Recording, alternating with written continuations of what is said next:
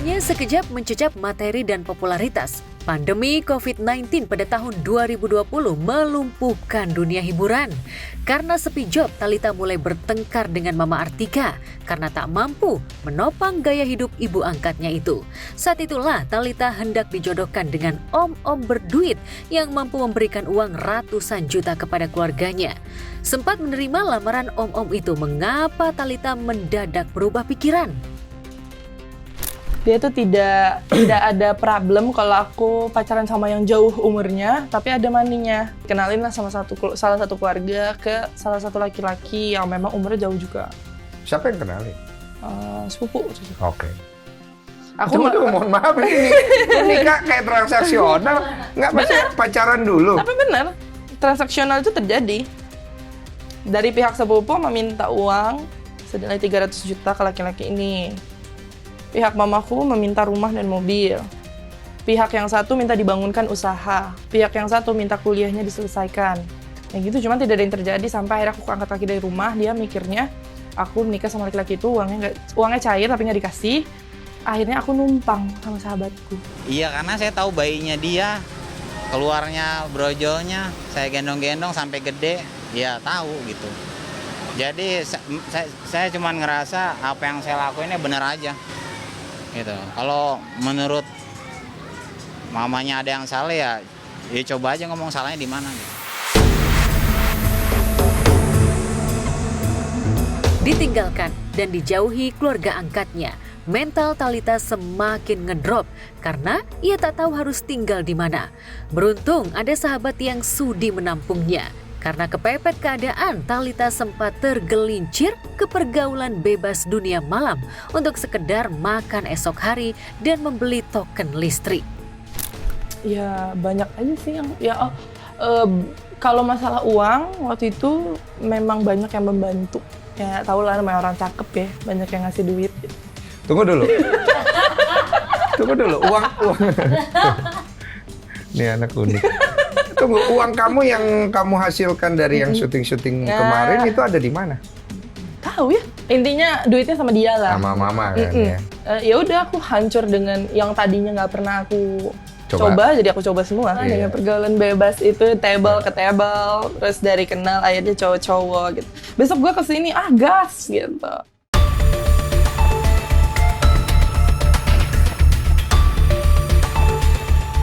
Jika mau, dengan kemolekan tubuhnya Thalita bisa mendapatkan uang haram dalam sekejap. YouTuber Denny Sumargo pun tak habis pikir, mengapa Thalita harus susah payah memeras keringat jika ia mampu mendapatkan rupiah dengan satu kerlingan mata. Namun justru saat berada di titik nadir, hancur sejadi-jadinya, Thalita merasa memiliki satu hal yang sangat berharga dalam hidupnya, yaitu harga diri. Maaf ini agak sensitif, nggak mau dijawab nggak apa-apa. Kamu nggak kepikiran pakai jalan pintas? Maksudnya dengan, ya kamu kan juga punya fisik, kamu juga punya kepintaran, mungkin hal-hal negatif gitu yang cewek bisa lakukan. Ada kepikiran ke sana?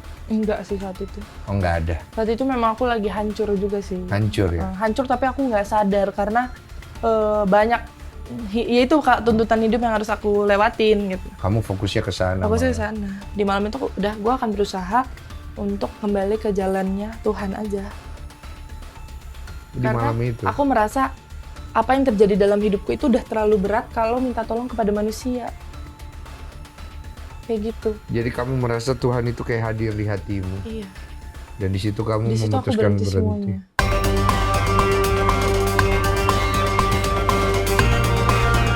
Sekian lama tersesat ke dunia malam tanpa bimbingan keluarga, Thalita akhirnya menuruti nasihat om dan tantenya untuk mencari rezeki di jalan halal.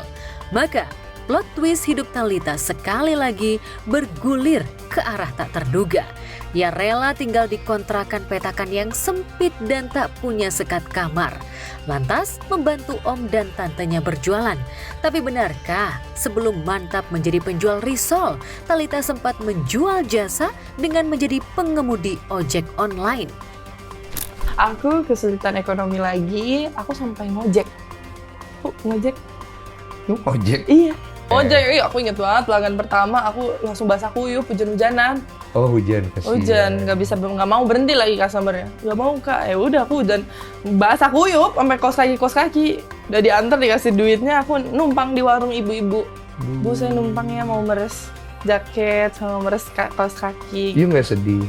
Enggak sih kak. Yang saya kagum dari Talitha nih, setiap ada orderan Jumat Berkah dia selalu ngasih. Walaupun sedikit, pasti yang di lapak ini kebagian gitu kan. Bang nih buat anak-anak ojol. Oh iya.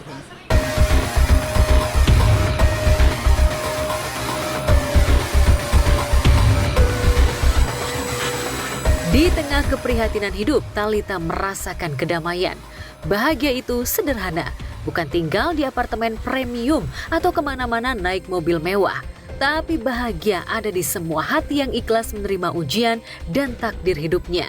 Bahkan ketika ayah angkatnya kembali menjalin silaturahmi dengannya dan mengungkapkan fakta berbeda dari yang diceritakan Mama Artika, Talitha tak merasa dendam pada ibu angkatnya itu. Tiba-tiba bertahun-tahun berlewat, tiba-tiba dia mungkin, aku nggak tahu dia lihat di social media atau status WhatsAppku, aku ada di Lampung, nge-share view, dia ter-amaze, gitu, dia komen, akhirnya dia nge-reach out aku, dia minta maaf. I'm sorry, I failed as a father. Maaf, kamu harus kerja dari kecil, gara-gara papa. Maaf, aku ninggalin kamu sendiri waktu kecil, padahal seharusnya aku ada buat kamu, kayak gitu-gitu. Akhirnya aku berusaha, ya udahlah, aku maafkan.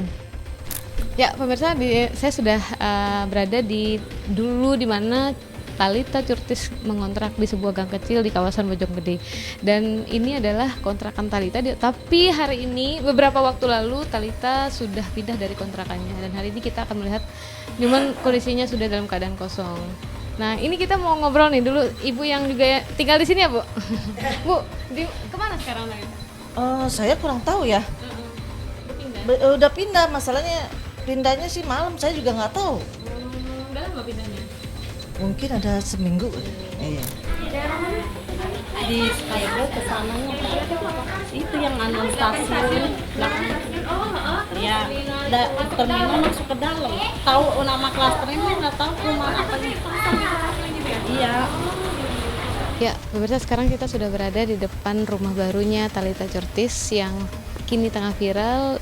Dulu artis FTV, sekarang jualan makanan, risol, dan cemilan lainnya di daerah Bojonggede. Nah, kita pengen lihat nih seperti apa rumah barunya Talitha, dan tidak ada kendaraan lain selain motor di sini. Sepertinya Talitha sedang keluar rumah. Iya, kalau kata warga sih di sini orangnya baik. Kalau tiap lewat tuh permisi gitu. Saya lagi nongkrong aja di perumahan Beteng Biru, sering papasan ketemu. Waktu itu dia belum lapor sama saya cuma dia permisi. Hari Jumat saya sempat dikasih makanan Jumat berkah lah.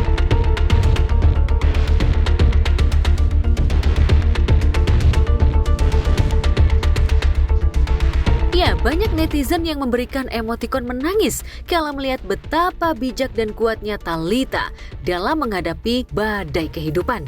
Mental illness yang diidapnya berangsur-angsur sembuh berkat dukungan om dan tantenya, serta netizen yang memberikan support lewat kolom komentar di media sosial. Talitha ingin membuktikan bahwa ia bisa bangkit kembali. Saat ini Talitha tengah berjuang keras untuk menurunkan berat badan agar bisa kembali eksis di dunia hiburan.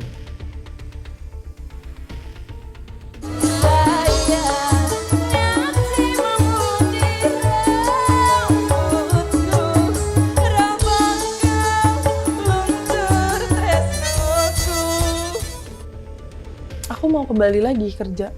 As a what? Sebagai As a entertainment, karena aku merasa aku punya bakat yang bisa aku salurkan gitu. Aku nggak mau bakatku terpendam hanya karena sebuah berat badan gitu. Prihatin yang pertama prihatin karena untuk seorang Talitha yang punya bakat, aku bisa bilang itu bakat besar secara acting. Karena aku sendiri kan, kenapa aku bisa bilang seperti itu, aku ada kuliahnya untuk acting itu. Jadi dari teater ya, aku bisa melihat lawan main itu dia bisa acting atau tidak.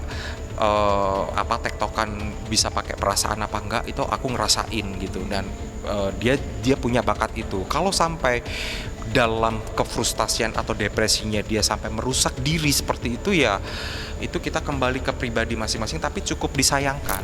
Ya batal, tetap semangat. Pokoknya apapun yang terjadi ini semua ada maksudnya. Jangan pernah biarkan ini menjadi suatu kegagalan gitu dalam hidup kamu. Percayalah, pasti masa depan yang lebih baik buat kamu itu sudah tertulis.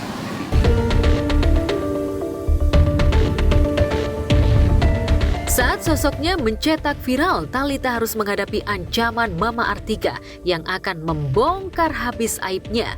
Namun Thalita tak lagi takut pada ancaman ibu angkatnya. Ia justru ingin membalas ancaman itu dengan bakti dan kasih sayang dengan caranya sendiri. Itu kan uang hasil kerja kerasmu. Iya, aku merasa bukan problem for me kalaupun habis buat dia. Kamu gitu. setulus itu aja gitu. Iya, memang aku merasanya it's my job gitu, untuk sebagai anak gitu. Kamu merasanya is your job? It's my job. Since when? Since kecil kok. Siapa yang ngomong itu? Diriku sendiri.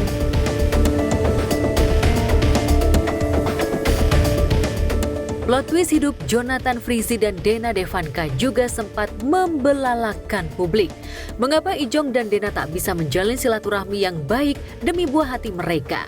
Seberapa lebar luka hati Dena yang ditorehkan oleh Ijong?